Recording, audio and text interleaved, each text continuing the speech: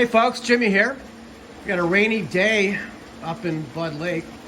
Working on Michael's square body. This thing's pretty cool. The sand truck where you take that out to Sand Lake? No. Silver Lake. Silver Yep. Lake, there you go. Yep. Tell us a little bit about your truck, Michael. It's a pretty built 5.3. It's got some headwork, scat crank, eagle rods, pistons, stage 4 BTR cam, Trailblazer SS intake, some bigger injectors, and just got it tuned, got everything all sorted out. Yeah, it was running a little rugged when you got it here, but Yep. what do you think now?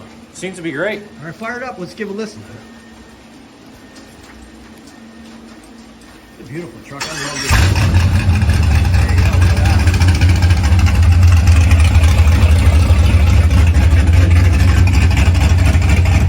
Sport Body Nation, where are you guys at today? Hiding from the rain.